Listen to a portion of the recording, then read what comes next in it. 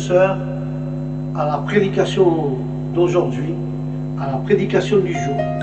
Aujourd'hui, nous allons parler de 4 montagnes que représentent ces 4 montagnes. Ces 4 montagnes représentent la présence de Dieu. Alléluia. Et la présence de Dieu dans la Bible nous montre qu'il faut gravir, escalader, grimper la montagne. Grimper la montagne signifie aller à la présence de Dieu. Et aujourd'hui, avec la grâce de Dieu,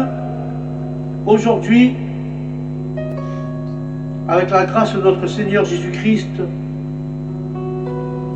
dans cette prédication, nous verrons ces 4 montagnes. Alléluia. Ces 4 montagnes qu'un chrétien doit escalader, doit monter, doit gravir. Et nous espérons que cette prédication sera une très grande bénédiction pour tous ceux qui l'écoutent. Alléluia.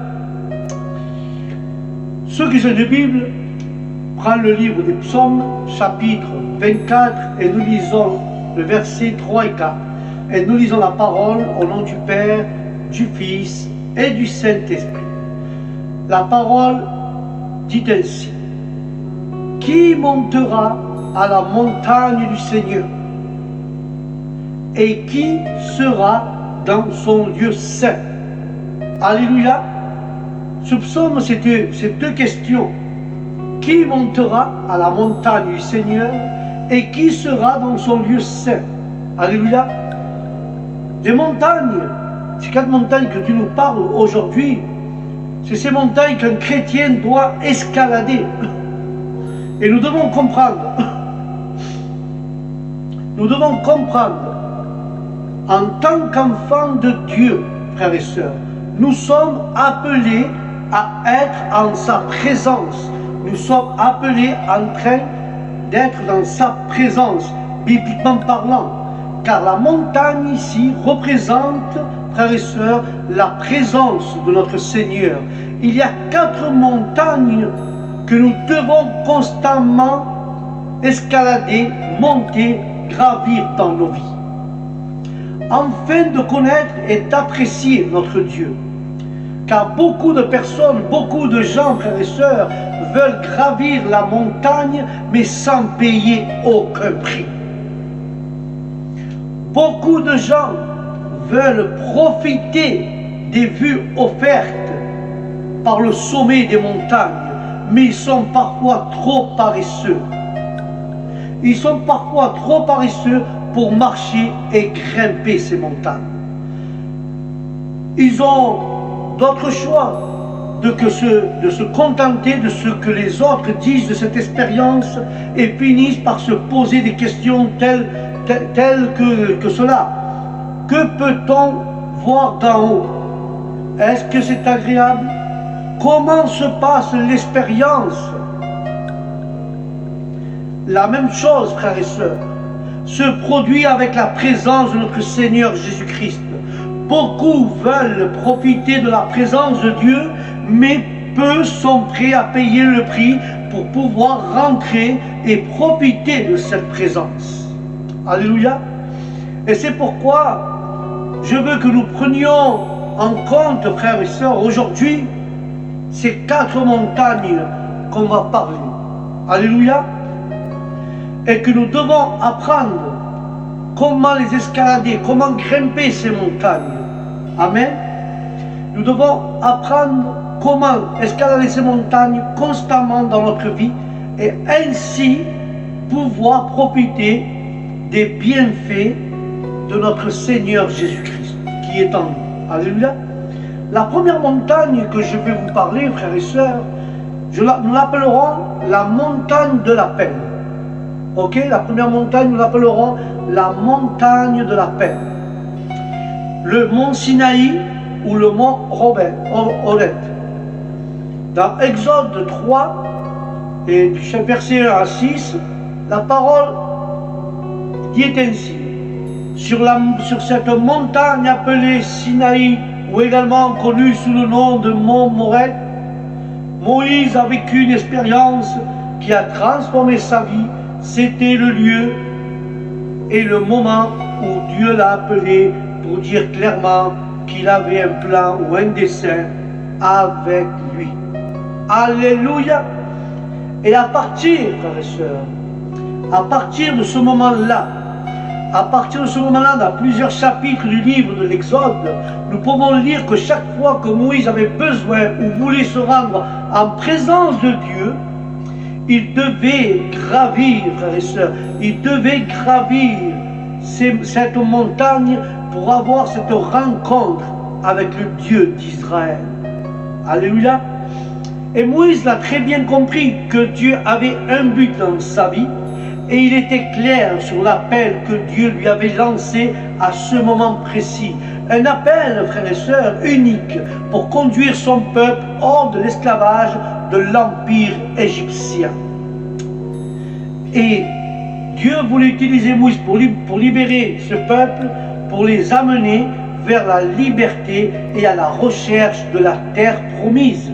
Car au verset 24, nous voyons que lorsque le puissant Ardent a appelé son nom, Moïse, Moïse, et cet homme ne s'est pas enfui, il a simplement répondu, me voici.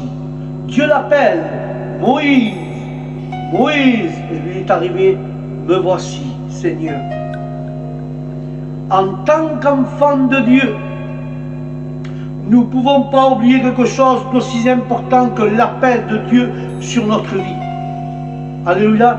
Malheureusement, de nombreux enfants de Dieu, à cause des circonstances, à cause des épreuves, à cause des difficultés, à cause du péché, à cause de l'ennemi, finissent par oublier l'appel de Dieu dans leur vie.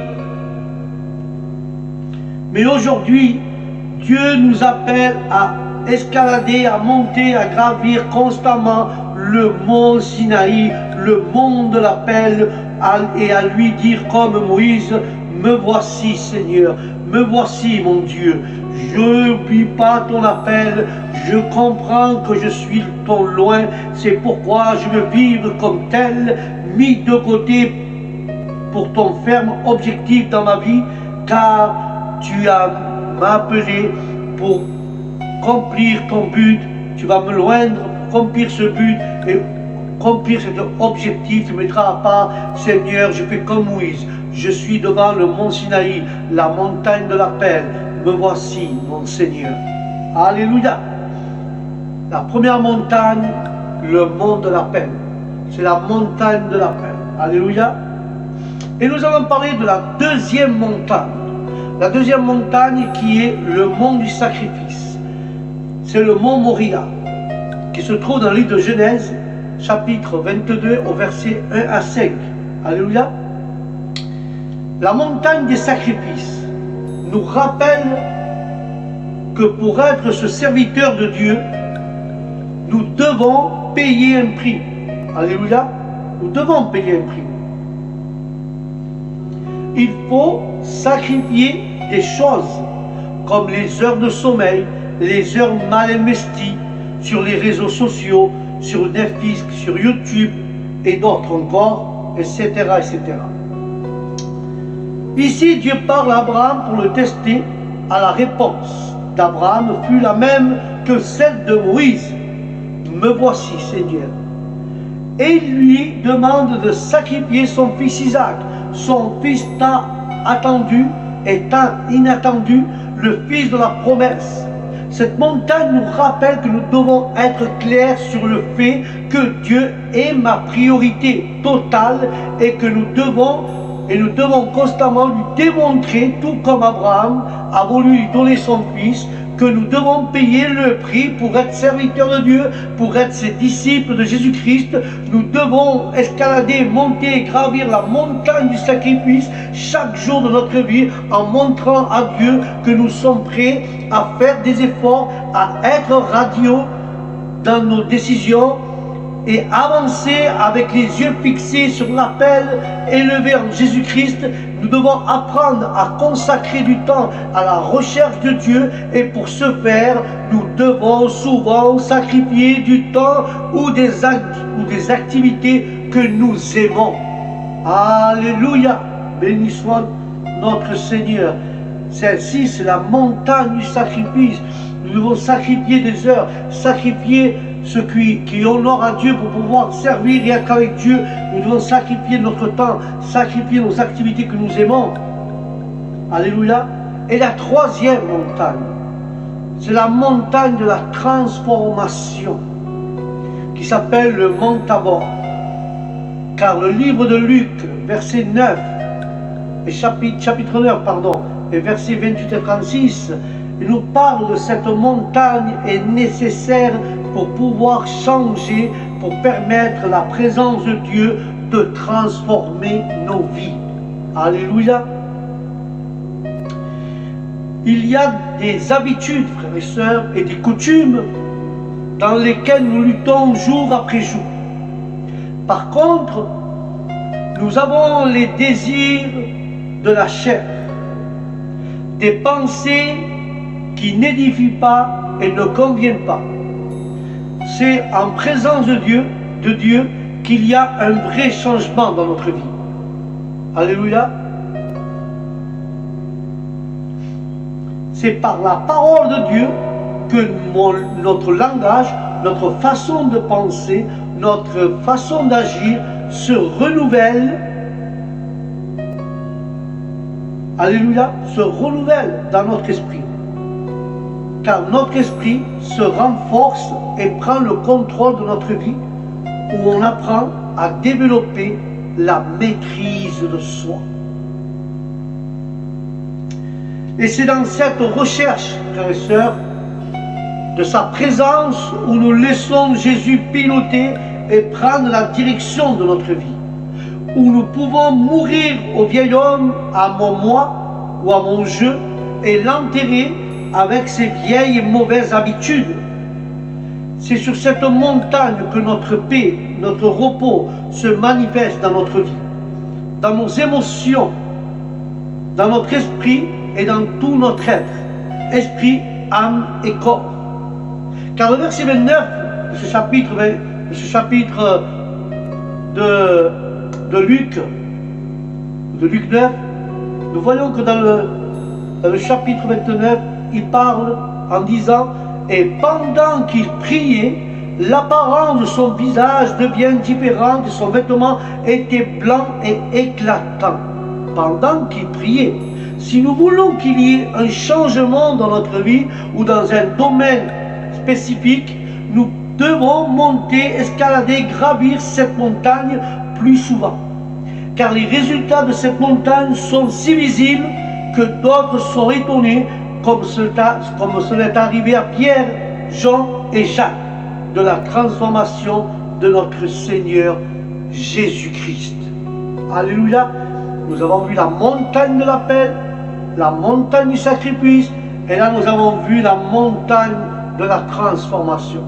La dernière montagne, c'est le mont de l'onction. La montagne de l'onction, qui parle des monts des Oliviers. C'est la montagne de l'onction. Enfin et surtout, nous avons le mont de l'onction qui est le mont des Oliviers, ainsi appelé car c'est le mont des Oliviers où ils extrairaient l'huile la plus pure et la plus qu'ils mettaient de côté pour l'onction. C'était la pure et cette huile la mettait de côté pour l'onction. Si nous voulons vivre une vie différente du reste des gens, soutenus de manière surnaturelle, par la puissance, frères et sœurs, par la puissance, et je vais conclure avec cela, par la puissance du Saint-Esprit, en sentant que Dieu est avec nous, et pas seulement pour notre bénéfice, mais pour toute une génération, pour tout notre environnement, alors il est obligatoire d'escalader, de gravir cette montagne aussi fréquemment dans notre vie, car le sommet du mont Olivier offre sans aucun doute la perspective la plus charmante de la ville sainte, Jérusalem.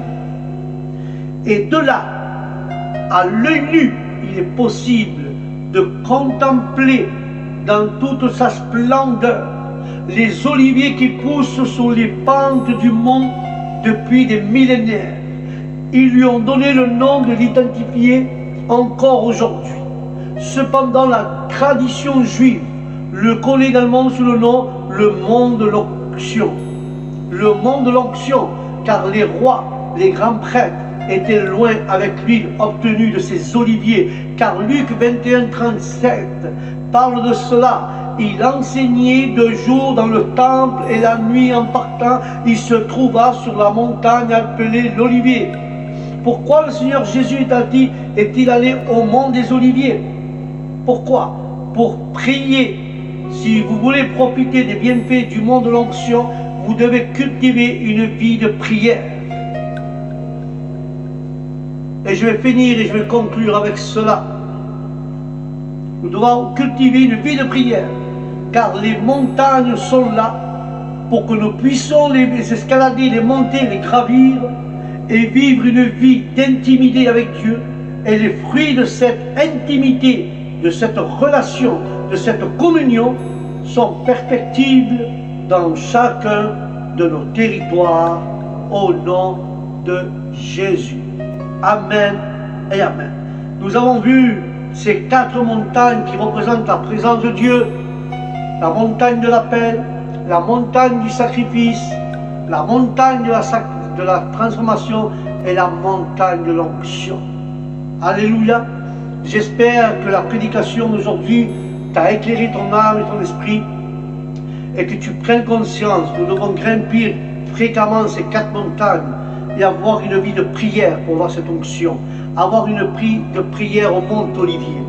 Alors je t'invite aujourd'hui à prendre ces 4 montagnes: la montagne de l'appel, la montagne de la transformation, la montagne du sacrifice et la montagne de l'onction. Cultive une vie de prière et tu verras la main de Dieu agir sur les tiens, sur ta maison et tout ce qu'il y a à tes alentours. Alléluia.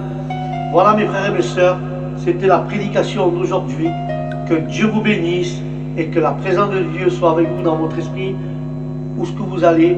Et je vous dis au prochain programme avec la grâce de Dieu.